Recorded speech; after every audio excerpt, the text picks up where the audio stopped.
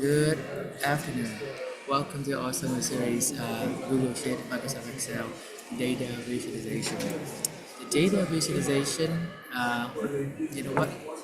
Before we actually go into the data visualization of Google Sheet, I just want to do a little couple administrative things, okay? Sorry that the noise in the background. I'm not at the place where I normally do the recording. I'm actually over here at the cafeteria, over at the American Wing side of the Metropolitan Museum of Art. Okay, to the place where I normally add to do my recording. I have an issue with the login connection. I enabled the login to the Wi-Fi network. So I'm thinking about where should I go? Where can I have the public Wi-Fi? So I feel like maybe I can go to the museum. Okay, and here I am at the Metropolitan Museum of Art cafeteria. You can see.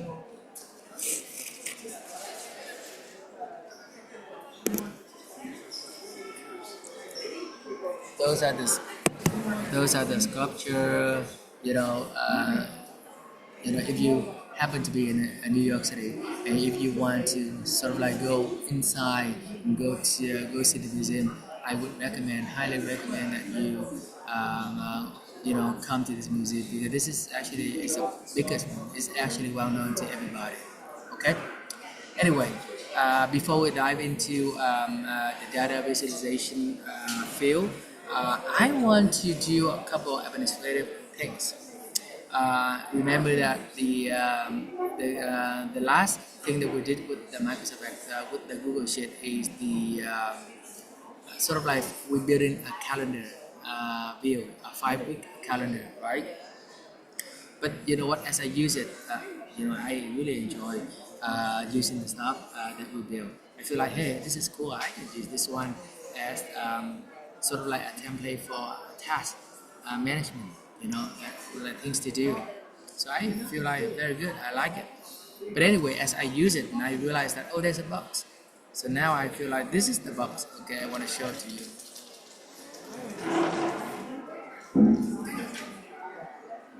This is the box. I want to show it to you.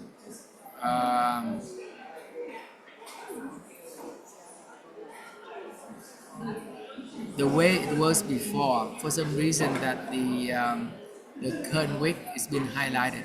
Like two of them instead of like a single wick. The current single wick is being highlighted. Two of them is actually being highlighted. So that's why. So I fixed that. So this is gonna be. You go there, conditional formatting, and then the formula. I just go ahead and edit the formulas here. Okay. This is going to be a new formula. If you take a look at the this one right here, this is going to be a new one.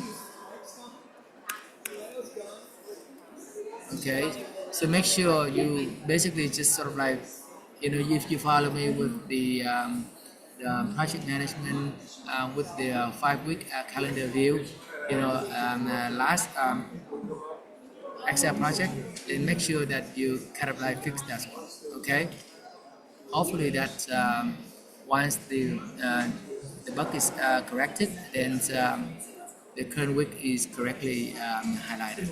Okay, that's it for the last project here. Okay, now get back to do the presentation.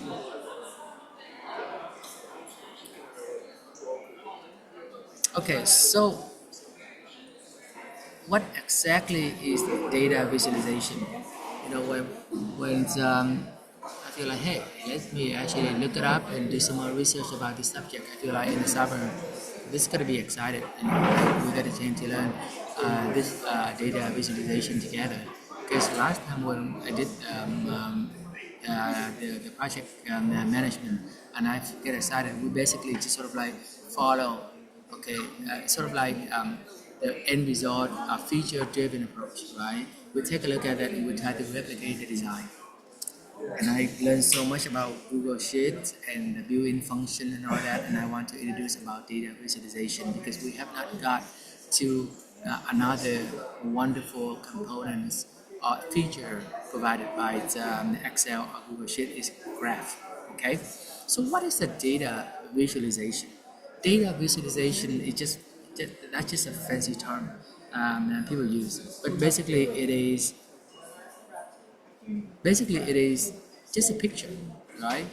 Like graph, chart, diagram. It's just picture things of similar nature. That's just basically just like that. You know, they just yeah, data visualization is just kind of like a fancy term. It's kind of the stuff you see with your eyes, right? Movie, animation, design, graphic design. Those are visual data visualization.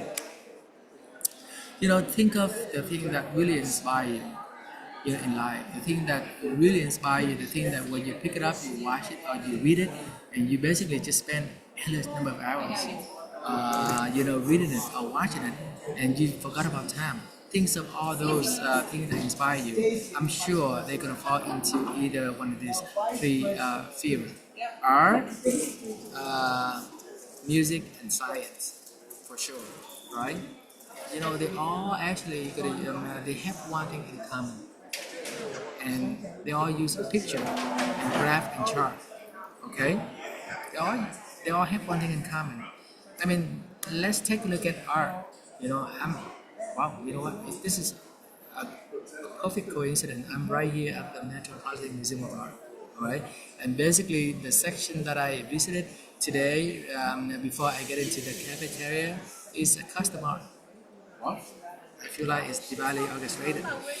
And if you take a look at these things right here,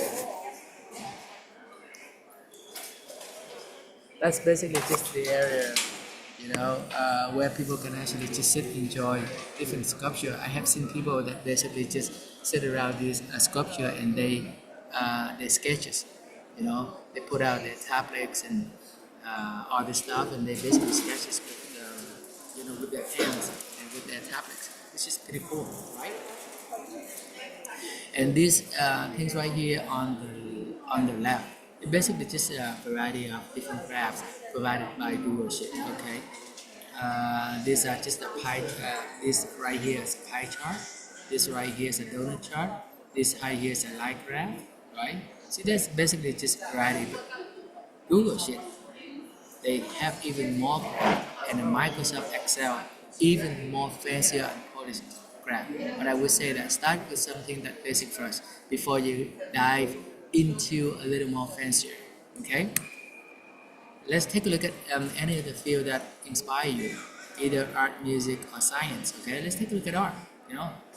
It's a big time images, right? They use canvas, sketches, animation, sculpture, right? And like tapestry. One of the exhibit that the museum currently showing is the Raphael, I believe. They actually have the entire section, a lot of rooms, and they have tapestry hanging on the wall, showing all these pictures and all these paintings, right? So that's images right there. Music, even though that we listen to music like by ear, audio, you musically and melodically, but all the musician, all the song composer, composition is basically derived, all of that stuff, their work, it basically is originally derived from, a fundamental theoretical foundation rule, which is music, which is the circle of fifth. And this one right here is circle of fifth. I just learned about music theory for the last, I would say probably for the last 2 semesters, right? The first semester is not even 15 weeks in the semester, probably only 10 weeks, right? Once a week, 10 weeks, and I committed to do it online. Music theory, music fundamental. That's where I got introduced to the music theory. You study all this stuff, and now I feel like, I understand a little bit about music now than before. For the past 15 years, I learned so much about music, in terms of the theory, in in 15 weeks, as opposed to like, I don't know, maybe probably like decades or something. That's why when people ask you what kind of song it is, right? I mean, what kind of key the song's in, and if they want to transcribe in the music or if they want to transpose, they have to work with the circle of fifth. Oh, you know what? We have the original key of the song is in the key of C. Now they want to transpose. So all of those stuff, they have to work with this theoretical foundational rule, which is in the circle of fifth, right? And then take a look at science.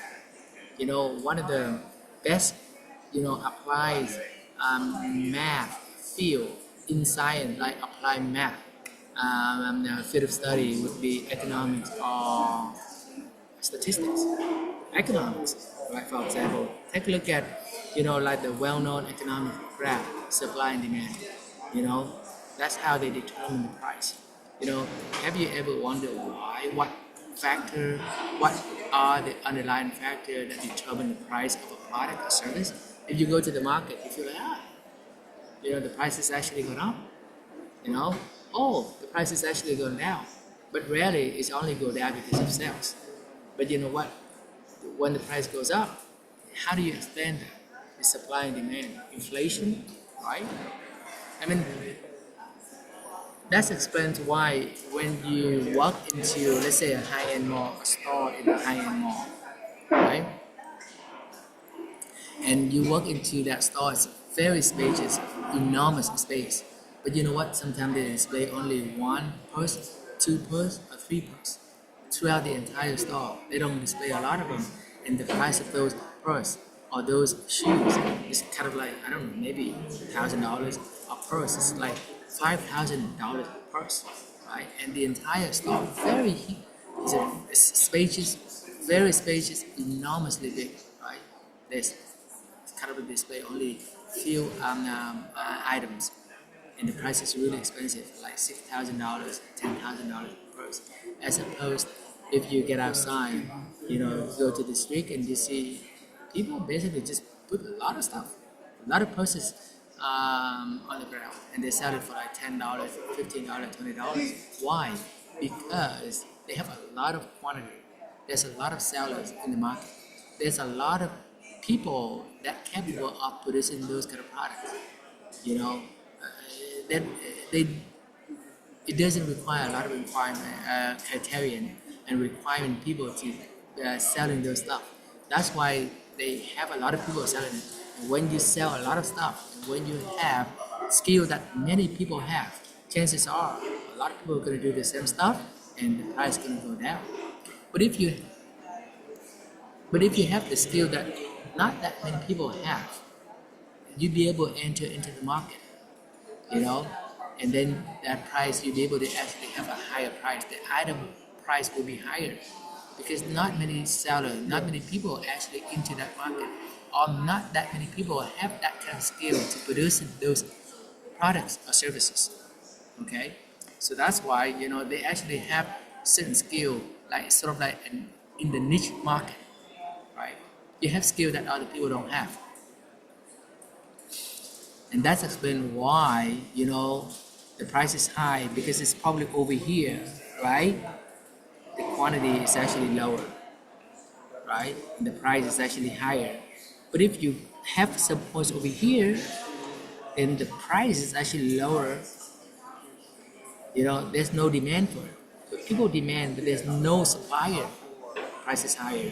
But if people demand very low and you have tons of suppliers, a lot of restaurants in the area already, chances are you're not be able to do pretty well, as opposed that you have only one or two restaurants in the area, right? The next applied science field would be statistics, right?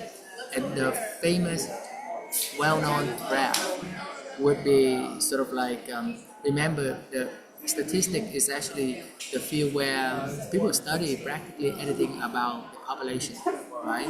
But they are unable to do population or survey, for the entire population. Let's say the United States population is like 300 million people. Census is probably as closest to, like a study of the entire population. But sometimes people are unable to do the study for the entire population. You know what they do? They basically just sort of like study the smaller groups of people. It's small enough, but it's still big enough for them to be able to accurately predict for the entire population, right? For example, this graph is a study of the age of the people in the population, right? But let's pull out another graph that's easier to see. This graph right here, it basically is a graph that they study about the weight of the people in the population, right? They probably just take a sample size, okay? And then it's a sample size is good enough for them to project that onto the entire population. So let's say that they do the sample size, they collect all the data, you know, they probably go ahead and collect the weight of each individual in the group, right? Let's say the sample size is like 250 people, okay? And this is what they show, and this is the graph, right? After when you compile all the data in the data set, you draw a graph. And then this graph right here is have this shape right here, which means that the data set represent this one right here is basically just the weight. The means of the population, the average weight of the population is 90 pounds, right? So you have the means, is the average weight of the person 90 pounds. And then the graph follows a normal distribution. And how do we know it's a normal distribution? Because it's actually have this shape right here. I think it's called, statistically they call it a bell shape, right? It's a symmetrical. The left side and the right side, I mean, if you were to fold this graph in half, right at the middle, right here at the middle, right here, then the left side would match exactly with the right side. Okay, so it's just totally symmetrical. Okay, and then this is what they say: if the population is normal distribution, it follows normal distribution, then this rule holds true. 60%, 68% of the people in the population, their weight will fall within one standard deviation. Okay, we know the mean is 90 pounds. The average weight of this group is 90 pounds, right? And then you just have to figure out the standard deviation. We don't have a standard deviation, but we know the two standard deviation is 72.85. So we can calculate that. Let's calculate that, right? The mean is 90, right?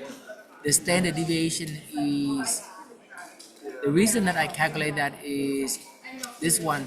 We know the two standard deviation is 72.85, right? So you take the mean minus the 72.85,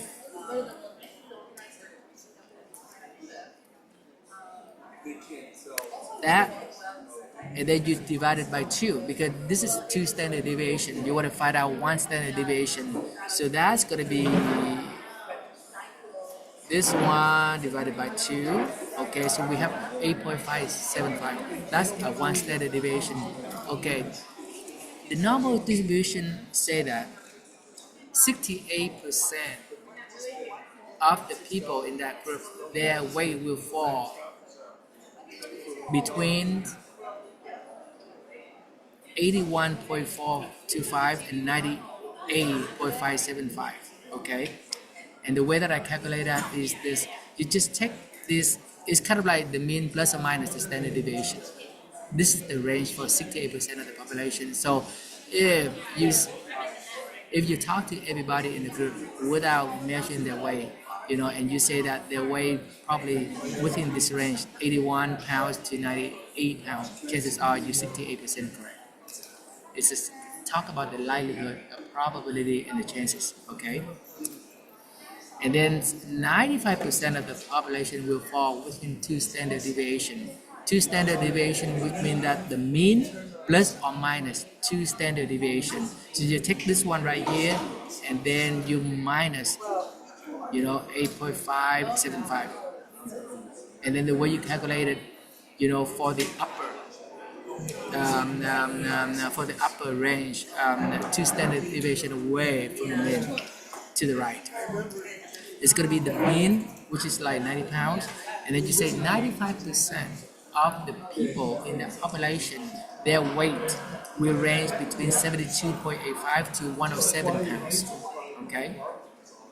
So if you speak to anybody, in that group, and you guessing their weight, then you're gonna say that, oh, it's 72. If you say a number between 72 and 107, chances are you 95% correct. You know, that's what statistics the studying is, the field of study changes probability and likelihood. It's an applied math, okay, field. It's like if they build a building, right, or if they have a supermarket where they have all this cashier, they say how many lands should be open so that certain hours when it's so crowded, the rush hours, so many customers, that the waiting time for the customer is not more than 5 minutes. All right, that is the study of the statistics, the field. That's what they do. They're gonna, and if you build a building, how many bathrooms you should be in order for the people that need to use the bathroom, they're not gonna wait. They can go and use any bathroom, right? Or if you sort of like in manufacture, and what is the chance if the machine that you need to use is broken? If you have a backup, what are the chances that you be able to, your production won't be stopped, right? If one machine is broken, you have to take one machine out. That's the probability and the likelihood and the chance. Okay.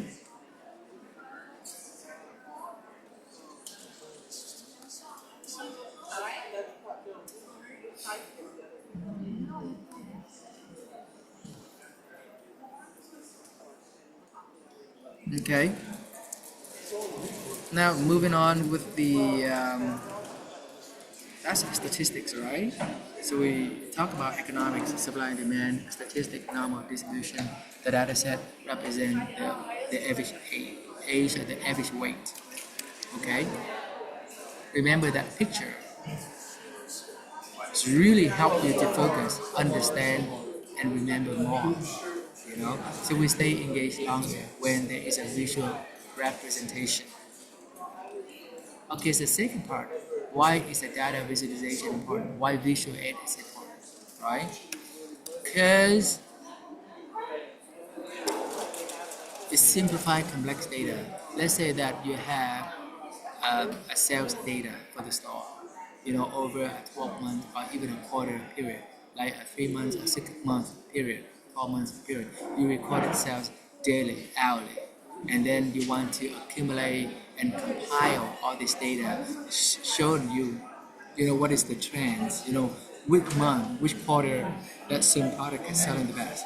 It's hard for you to look at the raw data in the table and be able to sort of like answer that question. To simplify complex data, understand better and better decision, right? Because you know why? Data visualization is important. Have you ever heard of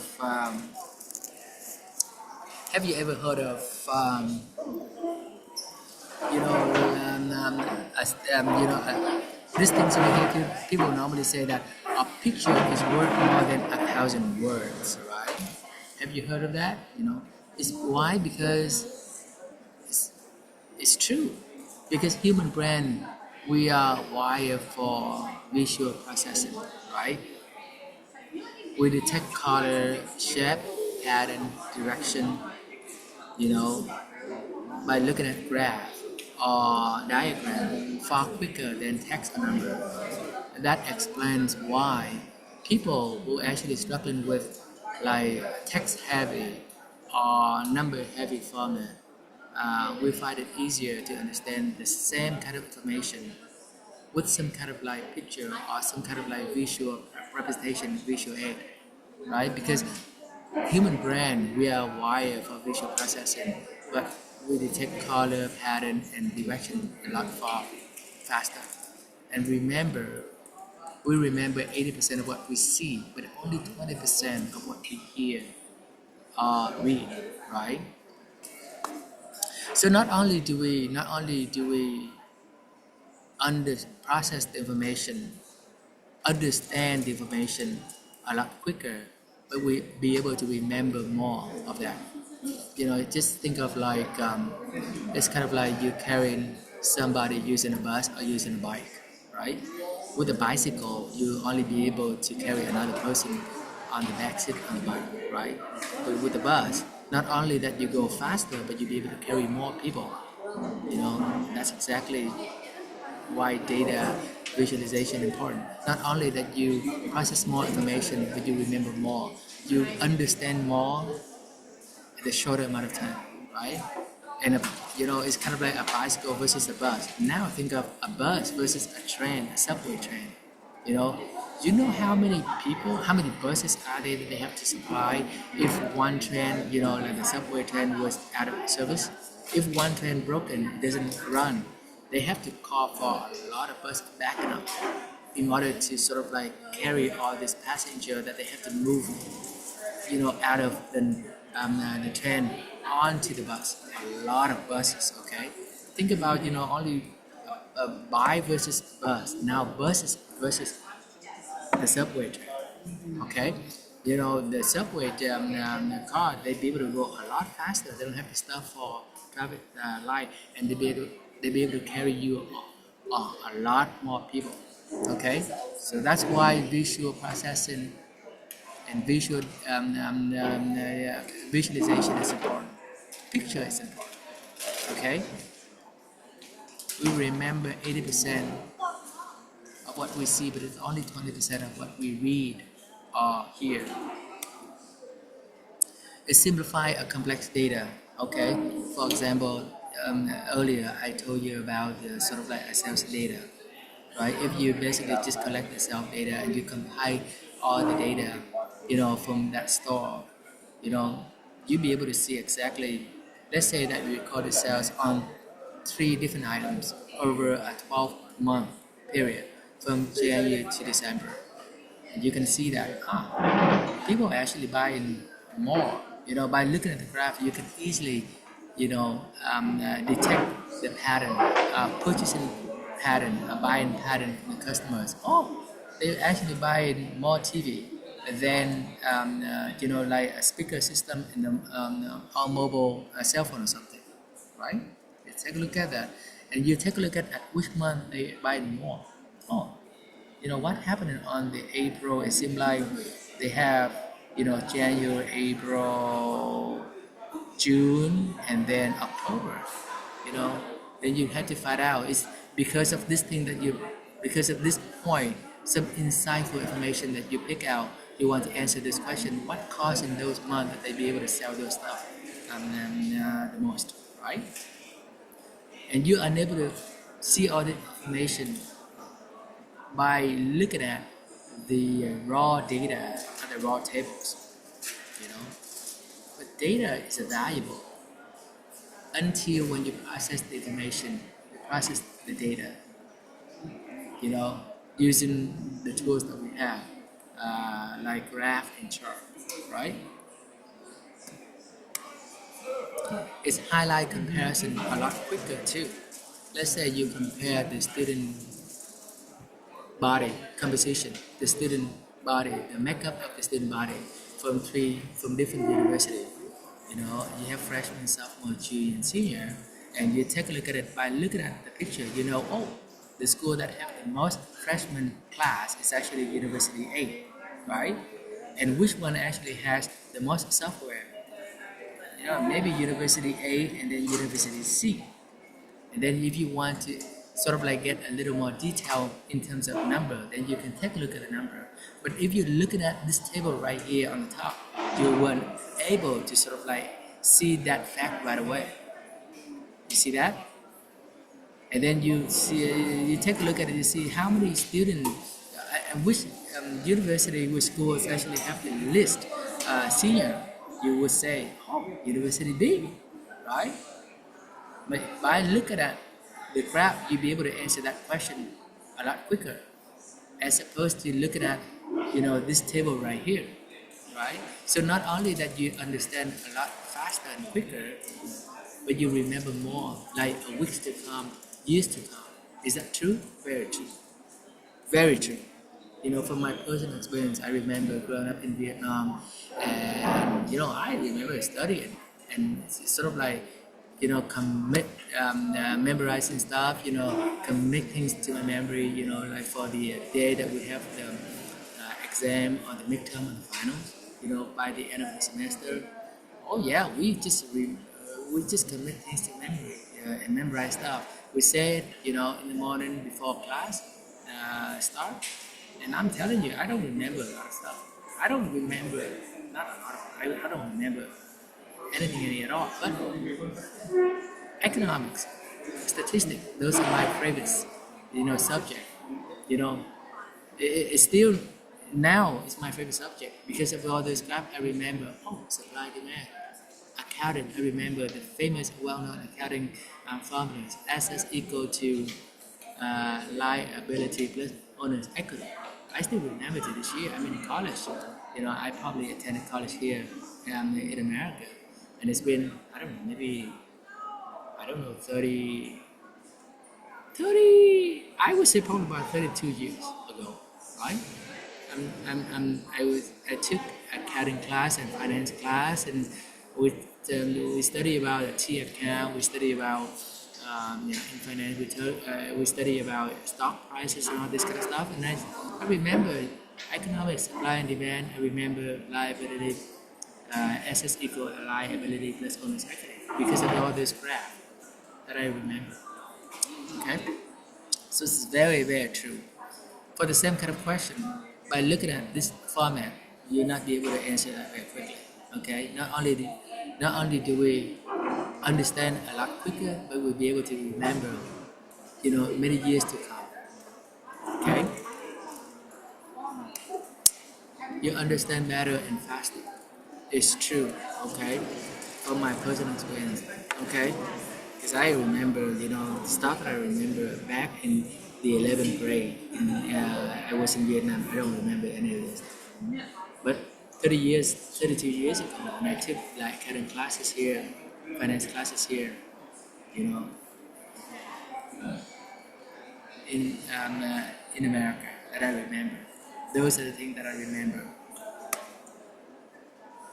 And if you understand the material more at a shorter amount of time, that more understanding leads you to make a better decision, right? And the better decision translates a better outcome, a better learning outcome, a better life, right? Think about that. Think about that. We know the fact that we make a decision, more often than we think, right? We make decision not weekly, monthly. We make decision daily, hourly, right? If you make a decision based on that you understand the subject very well, then chances are it's kind of like you go in and take a test, right? And then you know what? You remember the material very well. When you solve the problem, you know how to do it, right? You'll be able to sort of like ace the test. You score really high on the test because you understand the material. You have more understanding, right? So if you understand stuff more, the chances are you probably make a better decision. It's kind of like the more you know, the more information, the more informed you are, you'll be able to make a better decision, right? And better decision translates to be better outcome, better output, and better life, right? Think of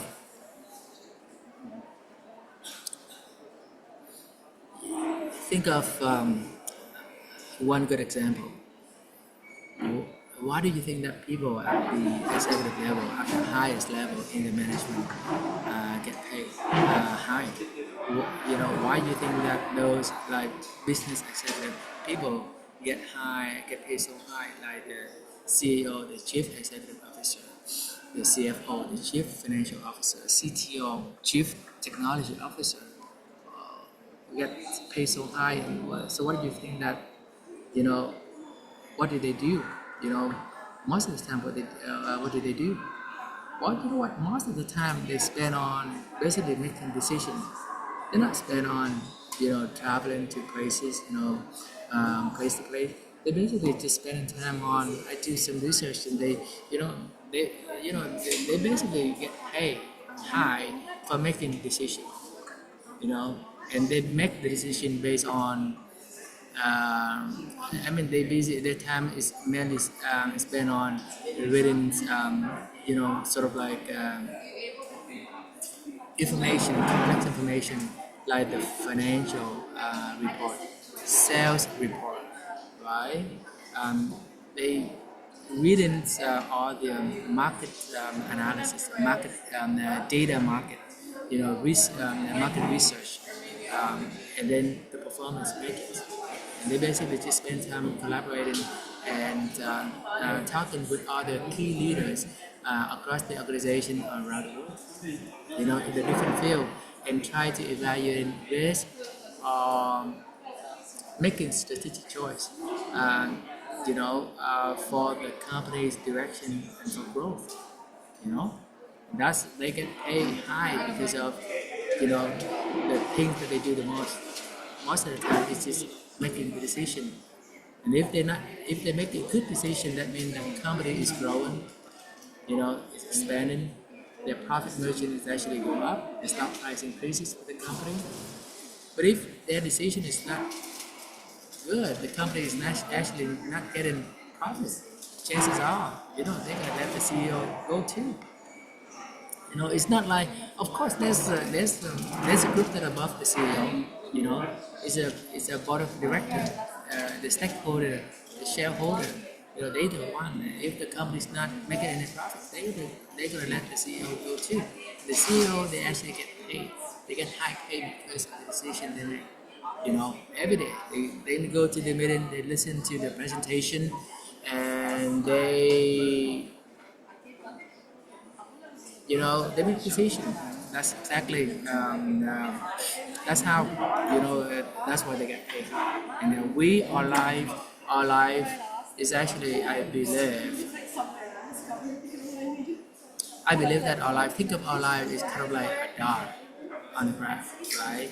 And where we are now is based on the result of the decision we make in the past, and the decision that we make now presently will dictate what where we will be, right? So think about that. So basically, if we know for sure that we are making the decision, very often on a regular basis, not just weekly, monthly, but it's actually daily, hourly. Yeah, and then would we all want to make a better decision? Would you want to be a better place, right?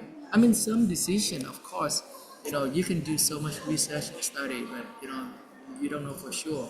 It's going to be uncertainty at some point, right?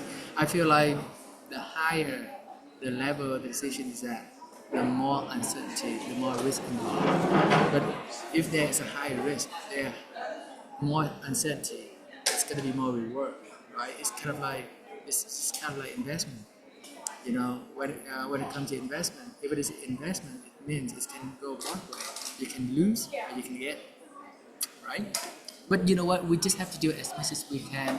Yeah, we know about this stuff, but then there's no way that you gotta be, with 100% certainty, right? It's not like it's um, it's kind of like at the low level where you make the decision, which train to take, which route to take. You know what? That decision can reverse easily, right? I mean, I take this route, I don't like it. Next day, I take a different route, right?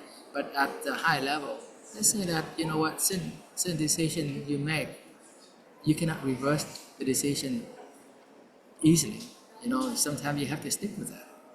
Let's say that if you make a purchase to make the decision to purchase home appliance, right, the refrigerator, microwave, and all this stuff, if you don't do enough research and study before purchasing a product, and you end up having it, and you pass the window to return it, right?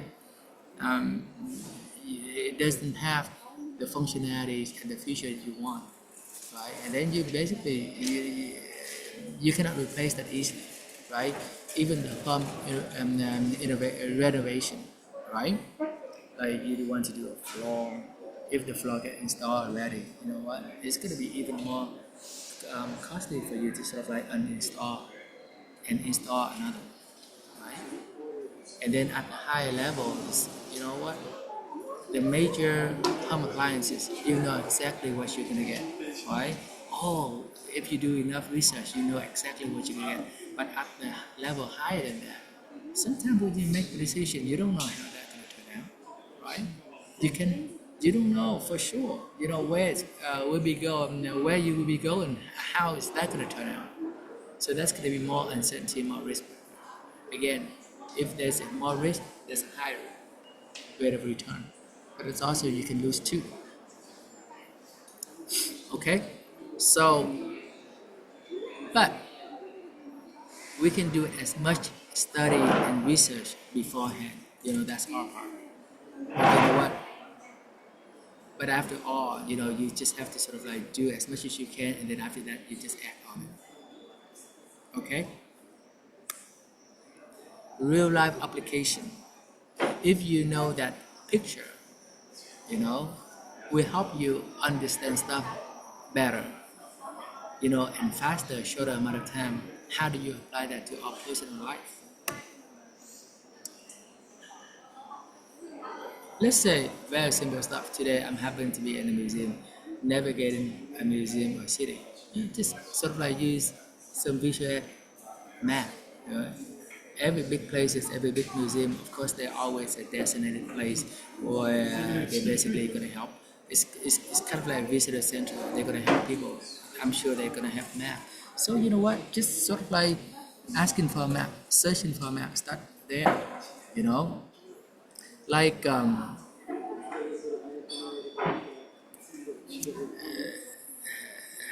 I believe that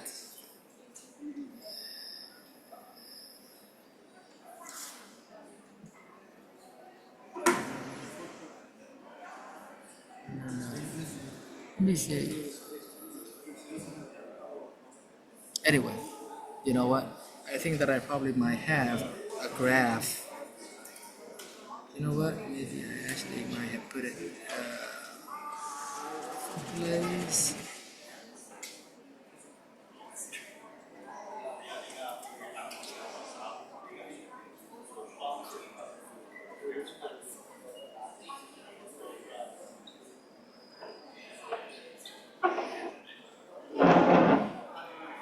Okay. Anyway, you know, just start out with a map of the Met Museum, right?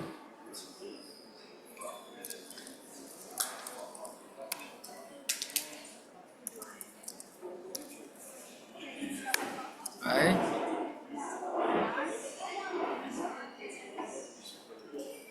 You know, start out with the Met Museum, okay?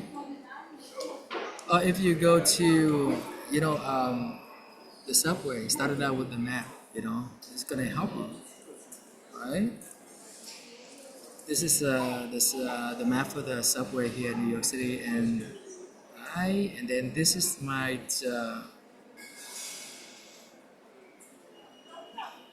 this is gonna be a map for the Meadowlands in Southern California. You know, whatever that I visit, my family back in California. Can you believe it? I've been in New York for like 3 years already. Whatever I visited, I basically just sort of like take a train, and I'm so glad that they actually have a new line, new train, and you know where I'm staying in Minu Valley, there's a train station there, except that it's only there's only trains are probably like not as often as you know like a city here in New York. It's probably like a few of them in the morning and a few of them in the evening. Yeah, you know what? Start it out with a map, okay? That's how you apply it. If you know that picture help you, then go with that. You know, or learning a new skill like English, like learning English. I remember that there's some song that actually I listened to recently, and even a song that I probably listened like 3, 4 weeks ago, or even a month ago when I participated the Ace Walk here at the Central Park. Oh, by the way, this is the Central Park right here. Outside of this one is a Central Park. probably about 2 weeks or 3 weeks ago, I participated at Ace Walk, sponsored by Trinity Church, and I heard one of the songs that they perform, and I feel inspired. So I basically just sing that song back, and it's a Moon River. And the song lyrics, sometimes I don't know what that means. I waited around the bend. I just look it up online. What is around the bend? Just look it up online to see exactly what around the bend means. Or another song that I just listened to, and I don't know exactly what sitting in the dark of bay. It says sitting in the dark of bay, right? So just look it up, and if you know that image picture help you, it says sitting in the dark of bay images. What does it mean? He's sitting, right, in the dark of bay. Maybe this is what it is, right? Or maybe this picture right here, sitting in the dark of bay. It's kind of like, yes, by looking at the picture, it's kind of like by looking at the raw data, you're unable to answer the question easily and quickly. But if you get the graph generated based on that data, then you'll be able to answer the question. Oh, maybe this is what it is. And I remember singing a song, The Moon River, without understanding every single lyric. So I look it up. I say, waiting around the bend. What is around the bend? Well, what is around the bend mean? It's sort of like a river, right? Around the bend is kind of like this one right here, around the bend. That's around the bend. It's kind of like when the street is curved, it's turning, right? It's kind of cold. Give me 1 second, I try to.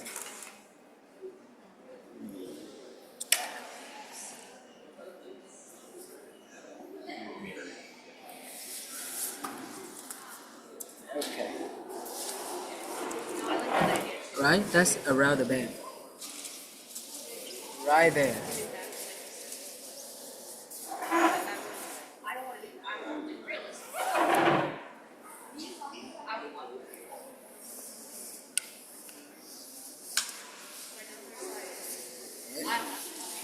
I mean, really,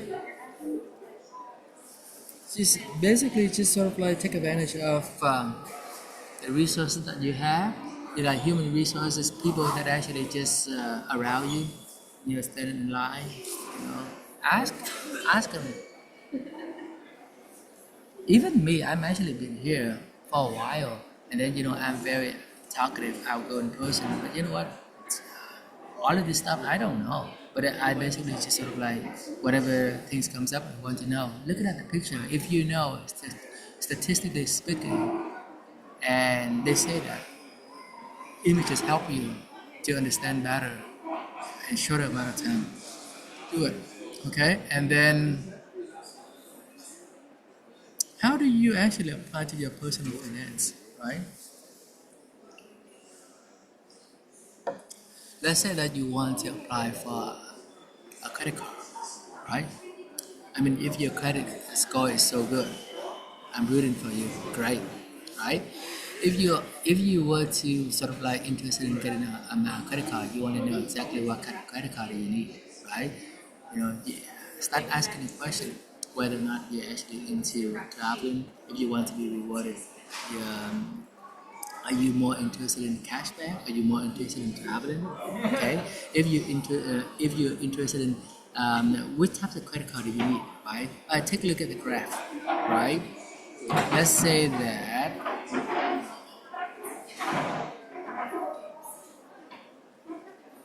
let's say that if you sort of like making the decision to know which which types of credit card should you need, okay, then you take a look at it. You feel like, oh, this is the equilibrium point. This is sort of like a break-even point, right? If your average monthly spend is sort of like at $700 a month, this is your average monthly spend. Then, if you spend more than $700 a month, then the blue line, which is represented by a traveling card, will be better than a cashback card. right? So once you decided, oh, okay, traveling card is the one you're gonna get over, you're gonna choose traveling over cashback card. Then you're gonna ask the next question: which bank or financial institution should you apply for a traveling card? And within that bank, what would be the best traveling card? So you have to take a look at the graph to see exactly how those cards perform. If you have an excellent credit, I would say that go for it. Okay. You try to, when you do your own research and try to answer all these questions, try to sort of incorporate graph and chart into those analysis, and chances are you'll be able to see stuff, right? And then based on seeing stuff, it's kind of the new stuff being revealed to you. Then you ask the next question, and all this kind of stuff will help you to be better informed. And all of this, the more you inform, the better. The more informed, the better the decision is, right? It's kind of like everybody, when they take a look at the same painting, they take a look at the same art, different stuff is being revealed to them. It's actually vary from one person to another person. It's not the same, right? So it's for that.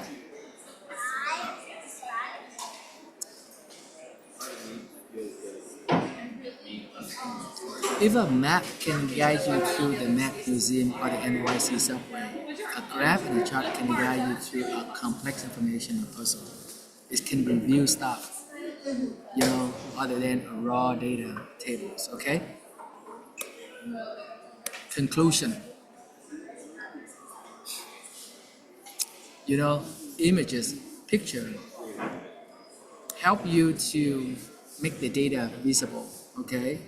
Fast to understand and easy to communicate, right? And you know what? Google Sheet for the next several weeks, we will cover in different types of graph and chart provided by Google Sheet or Microsoft Excel. And you know what? That means more variety, more graph, more productivities, right? And remember at the beginning when we talk about Google Sheet, I talked about the power of Excel and Google Sheet is help you. It's not providing you tool. It is a tool itself to help you plan. Plan with more productivities, give you, a result. You can go further. If we can only plan, right? But if you're not getting things done, you're not making progress. There's no productivities. You are unable to achieve the result. It's got to be result oriented, right? If you're planning, but then you're looking for more productivities, so that can push you to get you further and achieve a greater result. Okay. Planning, there's so much you can plan, but if you're not making any progress, you're not getting stuff done, then there's no productivities. All right. Remember, Google is not a tool. Productivity tool is not providing you. It is the productivity tool itself. I remember riding a subway in the morning or something, and I see stuff, on screen, sort of like some billboards, some advertising. They say that learn skill for in-demand career at no cost to you. And at that time, I was looking at and I do some research about data visualization, and I thinking about maybe I'm learning Microsoft Excel, and Google Sheet, graph and chart for in-demand personal success at no cost to me. So I'm thinking about that. Learning Microsoft Excel, for in-demand personal success at no cost to you. Okay? And remember, imagine with Google Sheet, Microsoft Excel, graph and chart and diagram, it can take you as far as you can go as far as your imagination take you. So can you imagine? Anything you imagine that. Because you know what, with Google Sheet, it can go as far as your imagination takes you. Okay?